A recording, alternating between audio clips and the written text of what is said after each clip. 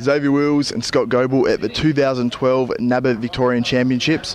It was a great show, Scotty. Very well run. Finished right on time. We'll start from the top. We had Fern. What was the last name? Do you remember? Fern Malcolm. Fern Malcolm taking the 2012 Miss Glamour class. Your favourite class, Scotty. Your favourite competitor came in second place. What do you think about the decision? I thought Kelly should have won, as I think Kelly should always win. But in all honesty, she probably didn't diet or train for the show. She probably just rocked up, put some tan on and strolled on stage. But Fern, definitely well conditioned, and that's what got her over the line. Yep, now we'll move on to the next class, and that's the WFF overall. Phil Carl Huber came in and beat Alex Karras in a slightly controversial decision. He was bigger, he was still hard. Alex Karras was probably a little bit harder. He had those glutes that was, really crisp, and overall his shape was phenomenal. But I suppose Phil just had the more muscle, and that's what they went for.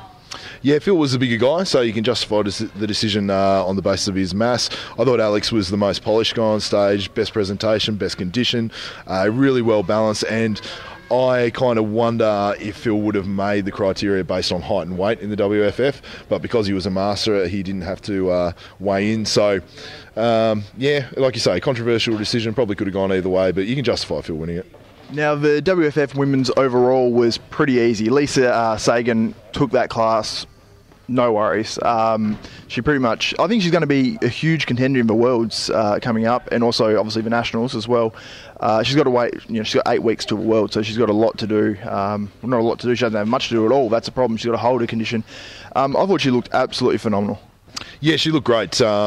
She's competed a number of times. She's won a WFF world title in the past, so no doubt she can do it again. I think her lower body can maybe tighten up a little bit, but that's absolutely nitpicking. Her upper body was right on the money, and her lower body is really well balanced. She presents well, so yeah, not much to do over the coming weeks.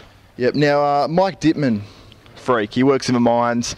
I was kind of wondering what he would look like because, he works in the mines and he doesn't apparently train to the way he normally would train. He just trains with a couple of dumbbells and does some lunges, but he was a freak. He was insane.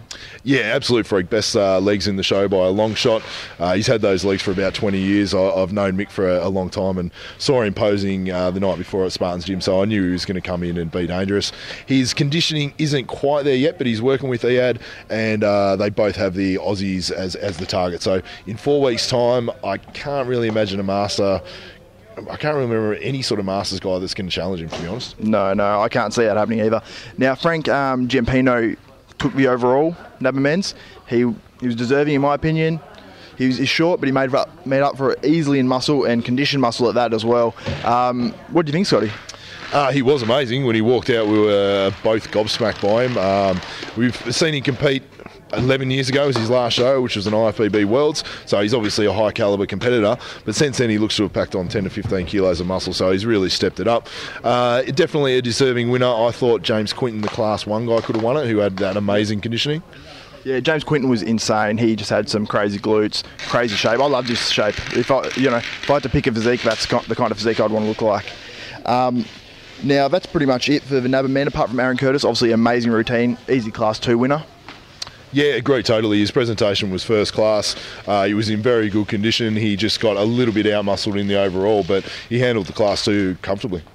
Now, the figure women in the NABBA was probably a little bit lower standard than we're used to seeing here at the Vicks, but Vanessa Stanford came in and won that convincingly in the overall, in my opinion, but it was a lesser standard, I think. Yeah, she deserved to win it. She was the only one that brought some conditioning.